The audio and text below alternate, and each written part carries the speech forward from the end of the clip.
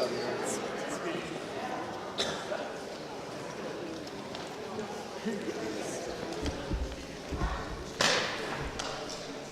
to everyone on behalf of the National Network on Cuba and the Minnesota Cuba Committee. We really want to welcome you and thank you for coming out this evening to be a part of this program, very exciting program. It's a real privilege for us to be able to host, and as the Minnesota Cuba Committee, to host the fall meeting of the National Network on Cuba. This is the first time we're doing this. So we're really honored to do so and glad that you decided to be a part of this. There are a lot of people in the Minnesota Cuba community who've been very effective, working very hard to make this possible. I want to mention especially Gary Prevost and Greg Clave, Franklin Cobello. If you like your housing, thank Franklin Cobello for getting that, for organizing that. Their work has been long and hard to make this possible. Our program tonight will consist of course, our special guest who will be our featured part of the program, First Secretary Miguel Fraga, and then we will conclude with a cultural component of music and dance. And let me just begin by saying, being a little bit historical, the Twin Cities area of Minnesota has had a long history in solidarity with the Cuban Revolution. In fact, it begins maybe in 1898 when the Second War of Independence and the African-American community in St. Paul, Minnesota staged an opera dedicated to Antonio Maceo. It's the St. Paul Black community. This special opera was to commemorate him, his death, and it registers how significant the developments in Cuba were having on the consciousness of African Americans. You have to remember what the world looked like for African Americans in 1898. 2 years earlier, the Supreme Court, in its very infamous decision called Plessy versus Ferguson, had declared that racial segregation was not a violation of the U.S. Constitution. In other words, it sanctioned the whole Jim Crow period. And so what was happening in Cuba for African Americans, we were at a moment, we needed heroes.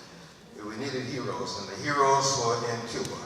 And Antonio Maceo was, for many African Americans, an enormous inspiration.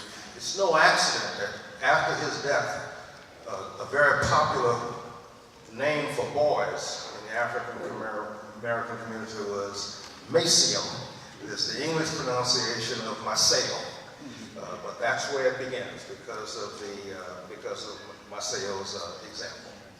Fast forward to 1959, the Cuban Revolution, and throughout the United States, the first defenders in the U.S. of the Cuban Revolution organized themselves in what was called Fair Play for Cuba committees. And we had one here in the Twin Cities. And I want to acknowledge someone, I'd like to invite him just to come and be seen, who was one of the original members of the Fair Play for Cuba Committee, Felino de la Peña. Come forward.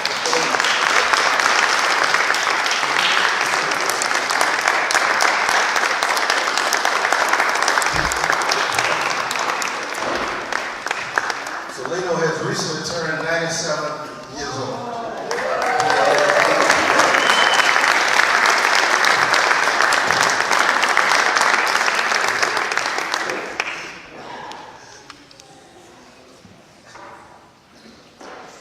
Doing Cuban solidarity work in 1959, 1960, 1961 was not easy.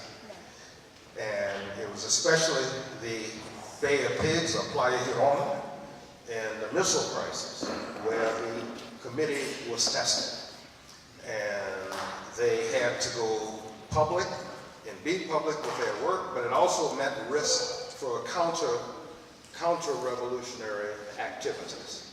And Felino was part of many of the demonstrations. He received numerous death threats because of the work that they were doing.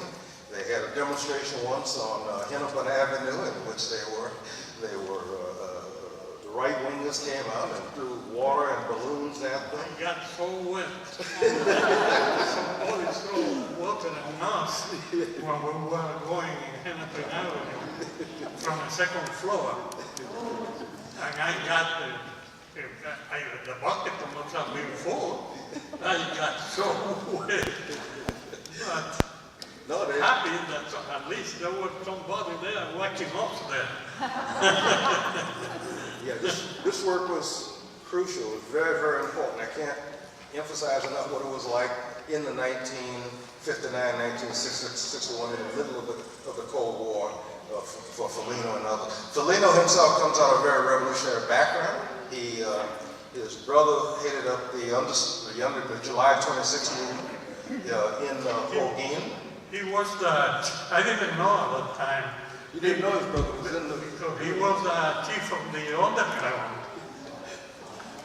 When Batista, there were in Spanish we say escaramuzas. They were fighting there in the Oriente province. And Batista forces estuvieron diciéndole al público y lo anunciaron en el periódico que Fidel había sido matado por Batista, pero las fuerzas revolucionarias supieron o sabían bien que no era verdad. Entonces... Someone wants to translate? My translation. Oh, I'm going to read it. I understand everything. I was a bilingual teacher. And so it wasn't true that the forces of batistianas habían matado a Fidel. Entonces se decidió I said it was decided to tell Fidel's mother that not to believe that what was announced in the paper that her son was dead. And my brother, because he was the chief of the underground, they didn't want to expose any of the members of revolutionaries to be caught and killed for going to, and so my brother took that responsibility. And besides that, my brother was a newspaper man. So my brother went to see Fidel's mother and tell her and his brother Ramon, and Ramon Castro was the oldest brother, and the youngest brother, what was his name? He was vice president of Cuba. Raúl. He was Raúl Castro. And I have a newspaper now when my brother is there with Fidel's mother. And told her, don't believe the newspaper. Your son is alive. And when the revolutionary forces came to my city, called Holguin, in the Oriente province, Cuba, Ramon, the oldest brother, promised to my brother, when we enter Holguin, we are going to pay your visit. Here, you have exposed your life to come to see us, to tell us not to believe what the paper said. And so he fulfilled that promise. I have a photo in some place. I've seen you showed me. It was in Grandma. Yes, it was in Grandma. So when the revolutionary forces came to Holguin, he went to visit my brother and said, you exposed your life to come to our home, and now I came here. Know that only he and 2 or 3 other members of the revolutionary forces. You're posing your life. Now I came here to pay the visit. You want to see my mom. Thank you. As soon as you get that picture, I think we want to post it on our Minnesota-Cuba website. There are a number of reasons. If you haven't, I encourage you to visit the Minnesota-Cuba Committee website. Carla Reilly is the person who is largely responsible for that website. It's full of resources and so on, and all kinds of information, and I encourage people to look at it. So thank you very much, Evelyn. It's our honor to...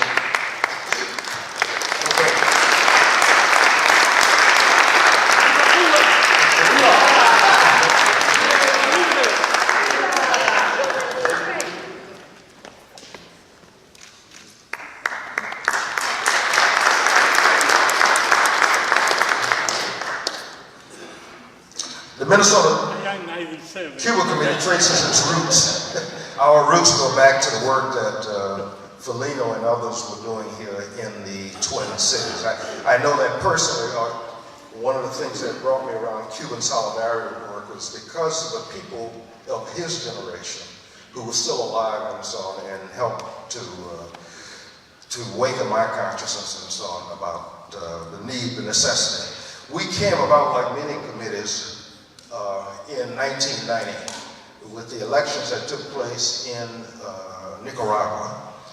There was dancing in the streets in Miami, and Cuba is next. So many of us who have been doing Nicaraguan solidarity work recognize it's important to come together, and we formed that first wave of people called Hands Off of Cuba. And the Minnesota-Cuba Committee was organized in April of 1990 here in the Twin Cities. And we've been functioning ever since, sometimes with different names and with different forces and so on. But when we're here, we're inspired exactly by the work that Felino and others had prepared for us. I can't wait now. Our special guest of honor is here, and it's a real pleasure and honor to introduce him. This is the first time I've had a chance now to actually say someone from the Cuban Embassy and not the Cuban intersection. Miguel Fraga. We had lots of diplomats who come here before, but it was always before from the Cuban intersection. So it's with great honor and privilege that I have the opportunity to invite Miguel Fraga, First Secretary of the Cuban Embassy. Thank you so much. Thank you so much. You know, people believe that when you're a diplomat, you are ready for everything. And diplomats are human beings. I have the great honor to represent my country, to represent my people here. And yes, we have an embassy, sends to all of you. Sends to people like you that have been fighting all these years for Cuba. Sends to people like Felino. And that's the reason that I feel now that passion, you know, because when you see a person like Felino that has been fighting all these years, the difficult moments, you only can say thank you. And there's not reason to give it up, you know. You have to keep fighting all the time, because he never surrendered. When it was difficult to say Viva Cuba, he will say Viva Cuba. Now, we prove that what happened in Cuba was not only the decision of a group of men, was the decision of the whole people of Cuba. And we are there because it's what the majority of the Cuban people wants. But I came here to the United States in 2015.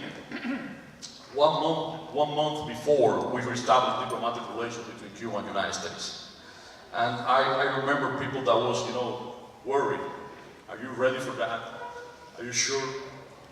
And for many years we say we are not afraid of relations between Cuba and the United States. We know what we defend. And we know that we are going to have challenges, but we know that we have the support of the majority of the Cuban people.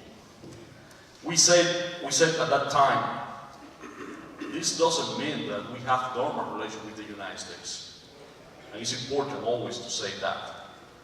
Even when we restarted diplomatic relations, the blockade was there.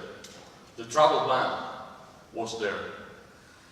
And for that reason we say, okay, we need to change laws if we want a better relation between Cuba and the United States.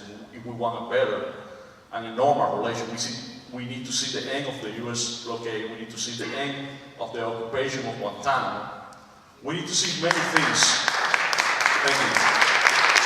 We need to see many things, but we are not afraid of relation with the United States. We believe that it's important if we can have more people from the United States going to Cuba, you know, and for that reason the travel ban is there. For that reason, the only country that you need a license to travel as American is Cuba. And I said, well, we are not in the land of the free. Why you can go to all the countries in the world, but not to Cuba? Well, probably because the people that don't want the relations don't want that you know what is the real Cuba. There is a lot of misinformation about my country here. After 3 years in this country, every place I visit, I found that we have a lot of history together. You know, that history about Maceo, I never heard about that, you know, but I have been in many places and I found that there is a lot of history between both countries. And probably many of you, how many of you have been in Cuba? You can raise your hand. That's wonderful, wonderful. That's great. That is not the reality among the majority of the American people. When you ask the question, do you want to go to Cuba, the majority wants to go, but the majority has not been able to go. And for that reason I say it's very important to say to the people, go to Cuba, go to see the real Cuba. We are proud of many things in our country. We don't say it's a perfect country, but we say it's what the majority of the Cuban people has been able to build. A society that believes in equal opportunities. A society that believes that human rights are education, health care, that it's not a matter of gender, it's not a matter of race, it's not a matter of wealth. It's about equal opportunities for everybody. And for that reason, we are proud to say that, yes, we have doctors right now in more than 60 countries in the world helping people. But we are proud to say that we send soldiers to Africa to fight for the independence of nations there. But we are proud to say that we have teachers in many countries also in the world. You know, because right now, it's not only about Cuba, it's about the whole world. We need a better world. You know, I always remember Jose Marti, our national hero. He was born in a colony. Cuba was part of Spain, you know, and he fought for the independence of Cuba in the 19th century. But even in that difficult moment, he said, homeland is humanity. For that reason, as a Cuban, you understand why it's not only about Cuba. It's about people, it's about human beings, it's about to learn from each other, it's about to have opportunities for cooperation. And we need to work together if we want that better future, if we want that better world, we need to work together. So when I was happy when the NNOC, the National Network on Cuba, picked Minneapolis to do this meeting, national meeting, because I know that it's another opportunity for the people that love and defend Cuba to meet, to be together, to talk about what we can do to improve the relations, but also because I was learning, I was reading about all this history of Minnesota and Minneapolis and people here with Cuba, and they mentioned Felino, and I say, wow, what a great honor for me, you know, because I was born in 1979, so 20 years after the revolution. 70% of the Cuban population was born after the revolution, and the revolution is still there. Why? Why? Well, because people believe in that. People know what we have in Cuba. So the idea to be, and I know that we are going to have music today, and we are going to have a wonderful program, but they told me, you have to speak, you know. And I said, okay, I'll try to do my best. We are proud to say that the embassy that we opened in 2015 in DC is the embassy of the people of Cuba. Represent the people of Cuba. We don't change that in order to have an embassy here. And we know that people here sometimes is afraid because, yes, it's a challenge, but you know what? We are fighting to see the end of the blockade because the blockade is hurting both countries, not only Cuba. It's hurting people here in Minnesota. It's hurting people here in the United States that wants to go to Cuba, that wants to do project with Cuba, and it's not legal, you know. All the blockades, all the laws are obstacles for a better relation between both countries, and we can do so much if we can work together, you know. We will always remember a couple of years ago, in the previous administration, we had the opportunity to work together in Africa against the Ebola epidemic. You know, Cuba sent doctors, and the United States provide facilities, provide resources, and we succeed. So probably you don't read that in the media, because the media don't want to say good things about Cuba. But I always try to say, okay, let's try to see what is Cuba. When you go and you see that the life expectancy in Cuba is 80 years old, that education is for free, so you can go all the way through the university, and for that reason now we have like 6.7 doctors per 1,000 people in Cuba. What that means, 42% of the states in the planet report less than one doctor per 1,000 people. And we have 6.7. Why? Because education is available for everybody. For that reason, as I said before, it's not a matter of who you are. Everybody has equal opportunities to pursue the happiness, no?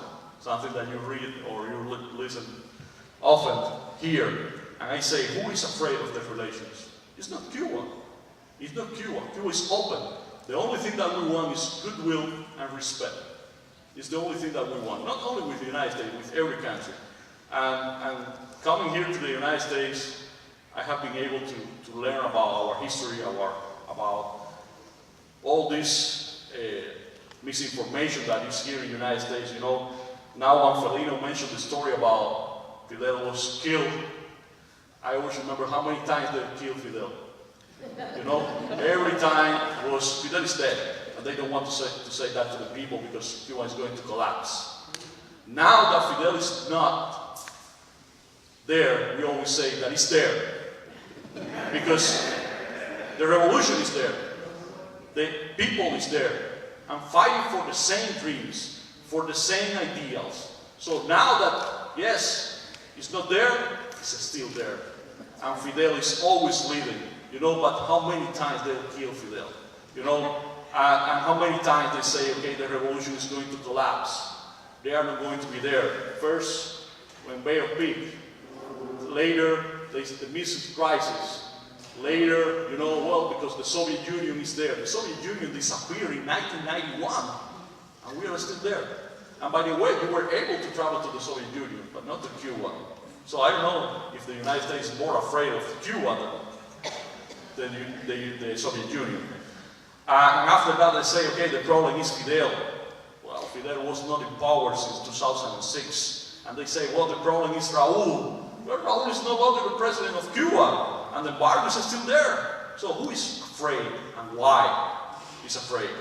Cuba is a small country, you know, 11 million people. Why you cannot travel there?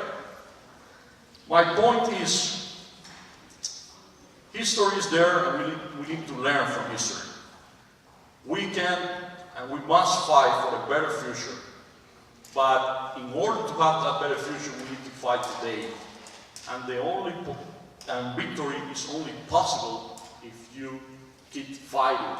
For that reason, it's always important to celebrate history, to celebrate people like Felino, that has been fighting all these years, those are the examples that you need to keep fighting all your life for the things that you believe in. And Cubans, you know, I always say that Cubans have every day to make a decision. We can surrender or we can keep fighting. You know the decision that we make every day because we are here. You know, after how many administrations? 12? 12? Okay. After 12 administrations, the revolution is there. Because the revolution is the decision of the majority of the Cuban people. And one friend told me one day, you know, yes, Cuba has 11 million people in Cuba, but you have millions of people all around the world that defend and believe in Cuba. And that is so important.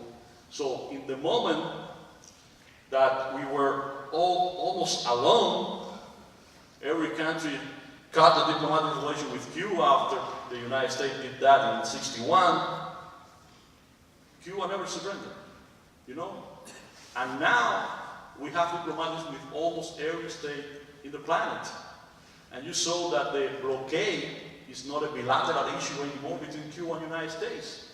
You know that in the United Nations there are 193 countries, and 191 asked the United States to leave the blockade. Do you know that? I know that many friends know that, but the majority of the American people, unfortunately, don't knows that. For that reason, every day is important to talk about Cuba.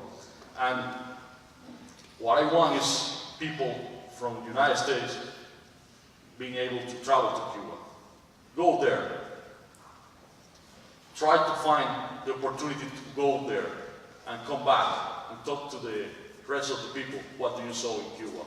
That's the most important thing. We believe that we can have that better future. Every time, and I want to say that to conclude, every time that I come to a different place, and I know that here also in Minnesota, we have a great support for the freedom of the five.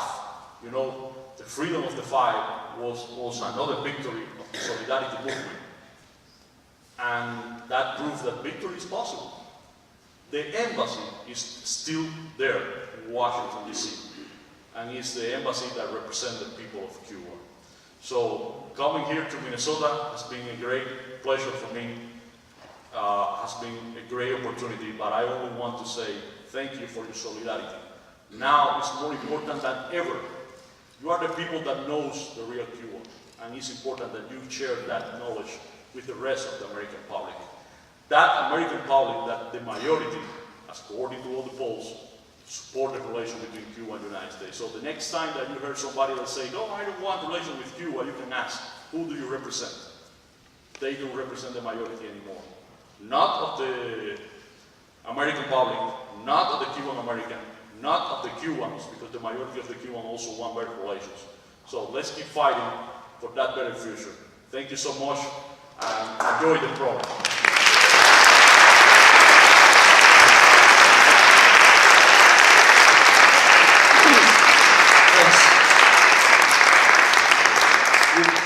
We've been trying to get Miguel to come here for years. So he's finally here. We're really, really appreciative. He will be in town until early Wednesday morning when I drive him to the airport. But on Monday and Tuesday, he has a number of events, public events. And if you go to the Minnesota-Cuba website, again, you will find more details about his agenda, the public talks he is giving. One in particular will be at one at Macalester College, another at St. Thomas, and also at the University of Minnesota on Tuesday evening. Again, visit the Minnesota-Cuba website. The website, by the way, reminds me of something that Felino once told us. We had him speak at an event we did 6 years ago on the missile crisis, and one of the things he brought to the presentation was probably his 30-pound shortwave radio that he still has. And that shortwave radio was crucial for them in getting the real news, because they had to deal with the fake news. Yeah. So the shortwave radio was crucial in finding out actually what was going on within Cuba. It's much easier for us today. And the Minnesota-Cuba website has up-to-date news and connections and so on, so I encourage you. One of the things that he will be doing, invite people who want to participate for your information, a part of the historical connection between Minnesota and Cuba. In the St. Paul City Hall, on the 3rd floor, is a bust of Jose Marti, the national hero of Cuba that Miguel mentioned. That I'm not sure how, do we know how the bust actually got there? Okay, caller knows. It's probably on the website how that bust got there. Anyhow, what we're going to do is, as we've done before with Cuban guests, we will be taking Miguel to see the bus, and we'll be planting a white rose at the base of the bus, and that will be at 3:30 on Monday, and that's on the 3rd floor of the St. Paul City Hall. So I encourage you and invite you to be a part of that tradition we do with Cuban diplomats that we bring to the Twin Cities. Okay, is anything I've forgotten that we haven't? Do we now begin with our cultural component of the program? I think we do. I think the band needs to set up. We have one of the great treasures of the Minnesota, Charanga Tropical, and they will be performing along with Renee Thompson, a Cuban, now a Cuban American, who lives in the Twin Cities, and he will be teaching us all how to dance. So everybody hang out, be prepared, and that's the next part of the program. Gregory, yeah. This is Greg Clobby, one of the key organizers of the... Thank you so much for coming out. So we're going to start with a set from Charanga Tropical, and then Renee will come out and teach us some Cuban dance steps. So stick around, because it's a great way to just let everything out and get a good night's sleep too. So in introducing Charanga, they are the only American band recently that has been asked by Cuban musicians to come down and play in a Cuban music festival, a danzón festival. So it's a real honor that we're able to have a band like that in the Minneapolis area and have them here tonight. So with that, I'm going to introduce, I'm waiting for Doug Little to come up, the band leader. Just want to make a note about that bust, Jose Marti in the St. Paul City Hall. That was a bust that was given to the former ambassador to Cuba by the Cuban government. There was a famous incident back in 1948 where a drunken U.S. Navy seaman got up on top of a statue of Jose Marti in the Central Park of Havana and did what drunken seamen do. This caused an international incident, and the ambassador for Cuba from the United States demanded that the Secretary of the Navy come down and apologize and make everything better and set a wreath at the base of Jose Marti. And when that ambassador retired, the Cuban government gave him a bust of Jose Marti, and that ambassador was from Minnesota. That's the another Minnesota connection to Cuba. So with that, here's Doug, and he will start off the program. Doug?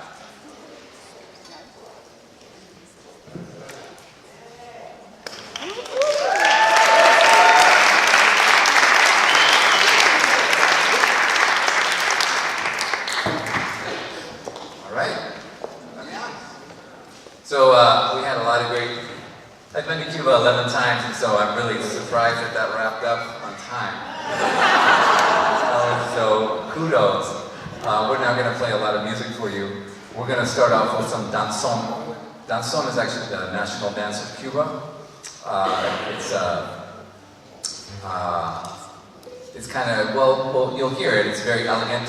It was born in the city of Matanzas, and it involves violins and flute, The violins and flute were brought into Cuba not by the Spaniards, they contributed the guitar and those kinds of harmonies, but actually from the French, who had to leave Haiti and following the revolution, and then Napoleon sold Louisiana, and a lot of French had to leave Louisiana, and so many ended up in Cuba, and they really influenced the culture. They were the ones who brought in not just the flute and the violin, but also the piano into the Cuban music spectrum. So we're gonna play some danzón, we'll play some cha-cha-cha, some mambo, and hopefully we'll get some dancers happening. So enjoy. The first one we're gonna play is the song Angola. And this band, as was mentioned, we played the International Danzón Festival in 2015.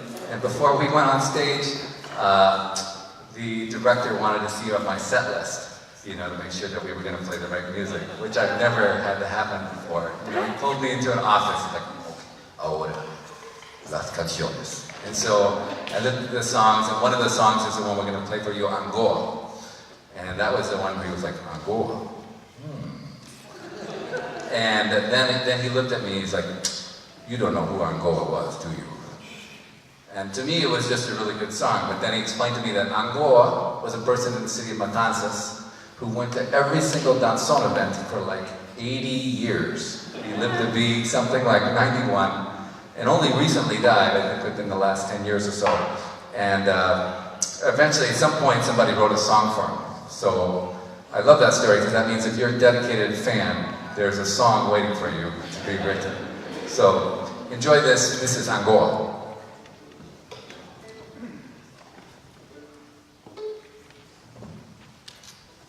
And please do dance.